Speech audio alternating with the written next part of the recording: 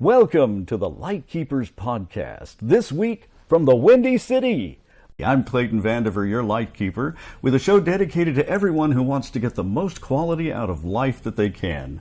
Join us for the conversation this week about could or should and how they affect your medical care and so much more on this very special edition of the Lightkeepers Podcast.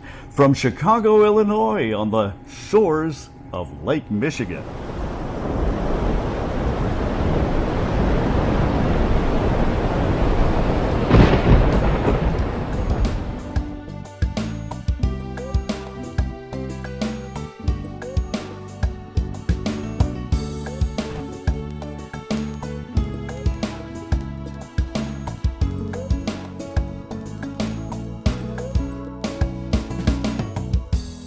My co-host, as always, Charlene, our very own licensed clinical social worker, licensed in the state of Florida. Please leave your questions or comments below and join our conversation. Questions are answered during our next show that airs each Wednesday at 7 p.m. Eastern. The Lightkeepers Podcast is an exclusive production of A Guiding Light Incorporated. So our topic today is could or should. What does that mean? So we've talked a lot on the show about how important it is to have advance directives and have your wishes for medical treatment known. And the reason for that is because in the medical world, especially in hospitals, doctors will do everything they can to keep you alive. And their thought is not on what kind of quality of life you're going to have. Right. But whether or not you're alive, that's all they care about. Are you alive or are you not? They're not thinking about, is it a quality of life that you're going to be okay with? Is it a quality of life that you find acceptable? And quality of life should be a determining factor when it comes to your health care. Well, I was going to just roll back just a second and ask, what is the definition of quality of life? What does that really mean? Well, I guess it means something different to almost everyone. Quality of life is subjective because each of us has something a different idea of what a good quality of life looks like. For some people who maybe they're fiercely independent, they can't stand the thought of a quality of life where they're not ambulatory. You know, being confined to a wheelchair is not something they would ever be okay with. For some people, being confined to a wheelchair isn't a problem for them, provided they still have their mental capacity. I understand. For other people, that makes sense. You know, they don't care what mental capacity they have. Being alive is the most important thing to them. Sure. Each of us has a different idea and a different definition of what a good quality of life is, and that's why it's important to include that in your advance directives. Well, you know, I mention often in our conversations outside of the show a film by Richard Dreyfuss called Whose Life Is It Anyway? Wonderful movie. I highly recommend it to all of our viewers and listeners. And it was all about a man who was extremely intelligent, very live, very vibrant, had a very dynamic life, and he was in an accident where he became a paraplegic. Below the neck, nothing. And his decision was he wanted to end his life in the hospital. And of course they wouldn't let him. Their goal was to keep him alive at all costs.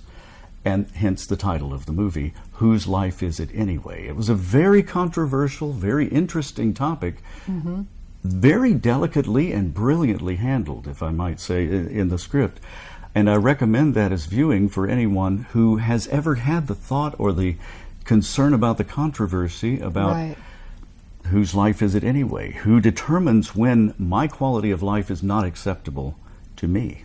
Well, and I think that so often in the medical world, you know, talking about movies, let's talk about Jurassic Park, Jeff Goldblum. We spend so much time thinking about whether or not we can.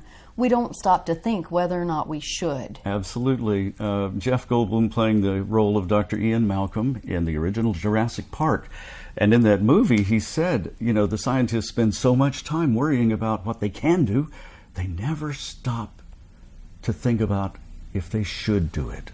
and what the repercussions are going to be. What's the ripple effect to the actions we take today? Exactly. And we have the same problem happening in our hospitals and in our ICUs and in our trauma units. I talk to people, I hear from someone at least once a week that had a very bad experience in the hospital because they had a loved one who had advance directives, but the hospital didn't have them on file. And so by the time the loved one got to the hospital, mom was already on that ventilator, and she never wanted to be. And never had the choice to tell them, chance to tell them. And now the very situation that mom was trying to avoid by having those documents drafted is now playing out because the family is having to make the decision to take her off that ventilator. And the doctors, if they don't know, are going to do what they are chartered to do, which is keep you alive. Regardless of it's basically, they're not concerned with the quality of life. Correct. The condition of life. They just want life. Exactly. Because that's what they're trained to do. What you do with the life that they give you is up to you. Exactly. Paramedics are in the same boat. If they get called out on a call where someone's heart has stopped beating, unless that do not resuscitate order is like glaring them in the face when they come into the house, they're going to immediately start CPR. Well, that's almost an even more difficult to gauge situation, because they're in an emergency, they're in a time critical situation, they absolutely have to do something. Right. And that's why when I'm talking to people about what they would want, and they say, when I talk about CPR and they say, well, I'll let my loved ones figure that out in the moment, it's like, there is no moment. There is no moment. It either happens or it doesn't. And if that document, there's no time to debate it. There's no time to worry they're not about going to it. ask. They're not going to ask. If the document is not already done, they're going to do, and that's all there is. Well, how does that play in with the paramedics now? They're not going to see those documents. They're not not true. So one of the things that I always tell everyone is, if you do have that do not resuscitate order, have it posted somewhere where it is visible the minute you walk in the door. Okay. You know, if the kitchen is visible, a lot of people put it on the fridge. If you have someone that spends a lot of time in their bedroom, it's posted on the bedroom door, on the foot of the bed. Gotcha. And those paramedics, because a lot of do not resuscitate forms are a special color. Like I know in the state of Florida, it's on a yellow sheet of paper. Paramedics look for any sheet of paper of that color. And if they see a red piece of paper or yellow piece of paper, they're going to stop and say, is that a do not resuscitate order? Okay. And so you do have that opportunity to make that known. Now, I have to ask, what if they're in the car, they have an accident? They're on the road. You're going to get CPR regardless. So all bets are off when you're away from wherever those documents might be. Correct. Unless you just put it on the window of the car, put it on the dashboard, tape it up. I don't know what you can do. No, it's going to happen. It's going to happen. If you do not have a heartbeat when they find you, you are going to get CPR done. Gotcha.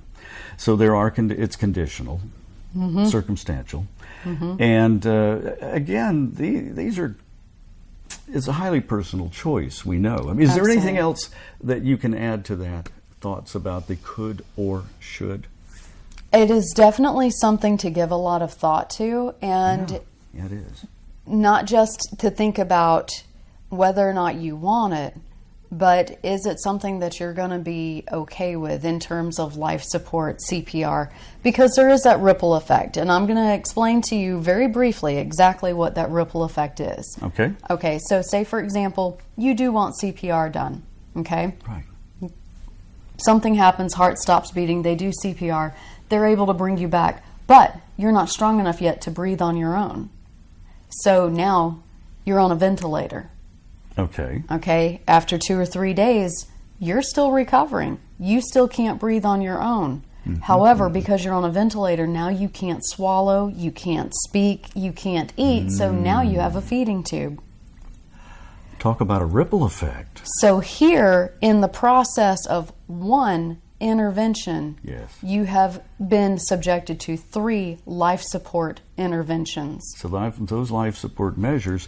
Now, what if you were okay with 2 of those, but you didn't want that 3rd, but it's necessary now that the first 2 have been put into effect? What do you do? So now your family is put in the position of either putting the stop on it. Say, for example, someone was okay with the ventilator, but they didn't want the feeding tube.